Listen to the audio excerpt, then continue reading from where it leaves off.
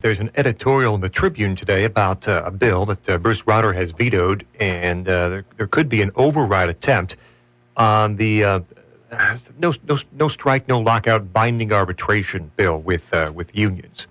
And the Tribune editorializes that could be an override this week to take away much of Governor Rauter's authority to control the cost of government. If you like your hard-earned money, you might want to pay attention. So everyone who doesn't, you can go away now. Oh, yeah, sure. The bill, if enacted by an override, would strip the governor of most of his bargaining powers as he negotiates a new contract with the state's largest employee union. It would interfere with the executive branch's responsibility to negotiate labor contracts with state workers. Governors, remember, are supposed to bargain on behalf of Illinois taxpayers. Guess which side this bill, which was passed by a Democrat-controlled General Assembly, would favor? Hard to say. Senate Bill 1229 would empower the state's public employee unions to force negotiations into a mediation process. Now, if it were a meditation process, I'd be okay with it. Sure, a little chanting. But no, mediation. If the two sides can't reach an agreement, an arbitration panel would determine the terms of the contract. Tribune says 2 of the 3 members of that panel likely would be pro-union. Statewide, the arbitration process has been shown to be a union-friendly operation, whether for grievances or during contract talks that stall. Why do you think AFSCME leaders are pushing so hard for lawmakers to override Rauter's veto? They're betting they can do an end run on the governor and get a better deal through arbitration. Let's recall why Rauter was elected. Force Illinois to live within its means, rescue a state saddled with massive unfunded pension obligations and other debts.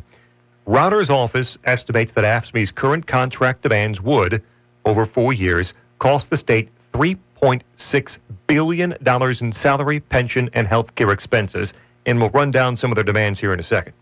Rauter's proposed freezing wages, requiring workers to pick up more of their health insurance costs. His office says the Teamsters already have agreed to a 4-year salary freeze in return for other concessions. Left to the negotiating table, AFSCME and state bargainers are free to make demands, then meet somewhere in the middle. Remember, they say, Democrats passed a budget $4 billion in the hole. Where's the money for a generous AFSCME contract? Likely source? Higher taxes. Yeah. Paying for worker raises while underfunding the social service providers who desperately need state government to pay its bills. This bill essentially says, just hold out, union bargainers, and you win a free ticket to the arbitrators. Oh, by the way, the bill expires in 4 years. A convenience should voters elect a Democratic governor in 2018. Sure. When then the Democrat and union leaders can hammer out whatever friendly contract they want. Right. Clearly is aimed at undercutting one governor, Governor Rauter, and flies in the face of state collective bargaining statutes, which call for fair, good faith negotiations. This bill, empowering AFSCME, passed the House 67-25-3, 4 votes short of a veto-proof majority. But more than 20 members didn't vote.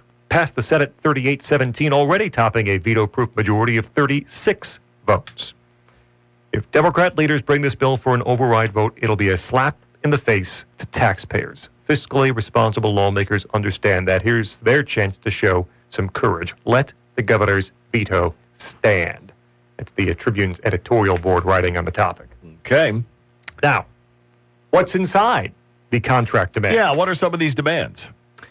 State Representative Jeanne Ives of Wheaton, writing here, feel that all taxpayers and union members should be made aware of the latest developments in negotiations and the position of both parties as the state and AFSCME talk.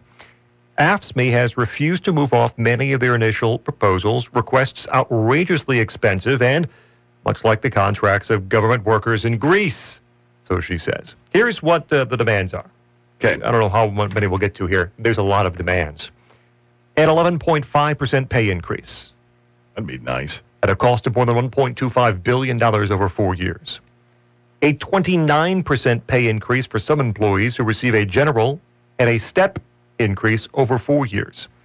25% increase in longevity pay for Step 8 employees.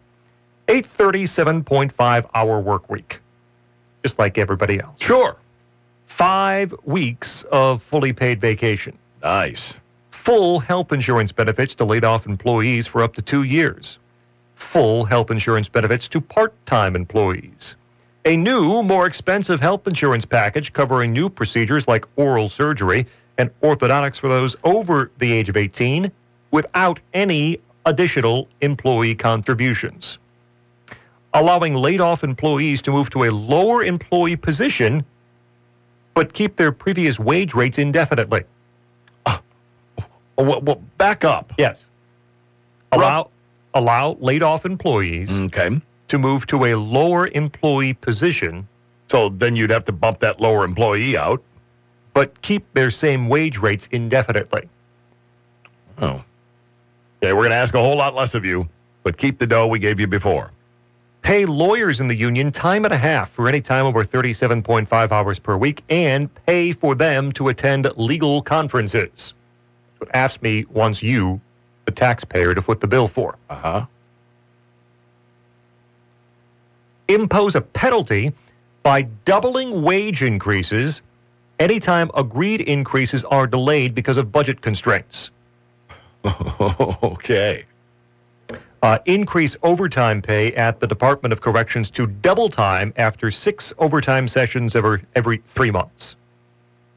And she says financial analysts estimate these proposals would add $1.6 billion in salary and pension costs and would eliminate $500 million in healthcare savings that were part of the overall healthcare savings included in both Democrat and Republican budgets. In mediation, the governor already has withdrawn his proposal that employees voluntarily switch to a Tier 2 pension system.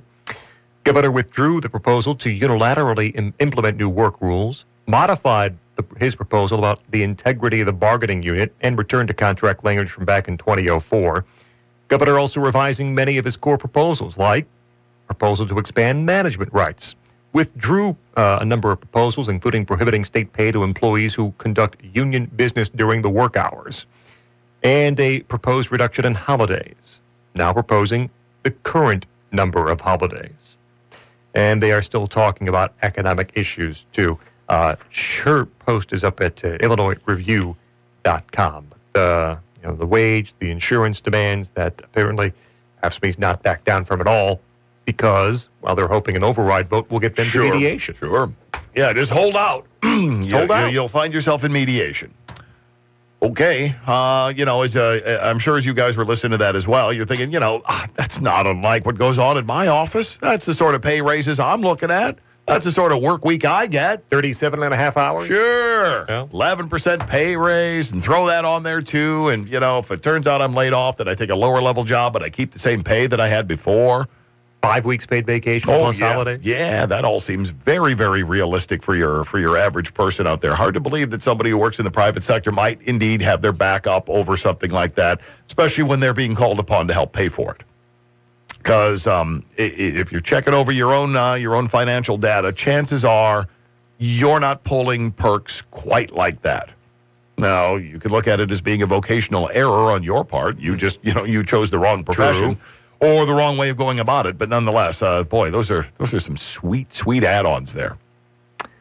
They've extended through the end of September, right? I believe the last extension of the past deal was a 2-month extension to take it through the end of September. Well, in the meantime, they'll continue to talk, but again, until that Senate bill, the future of it is decided. Mm-hmm. I don't think there would be much movement. AFSCME is going to keep holding out hope that will become law, and they can take their demands right to mediation. So Mr. Extreme has taken a whole bunch of things off the table, but these guys haven't. Reportedly, according to the state rep, they have not backed off basically anything.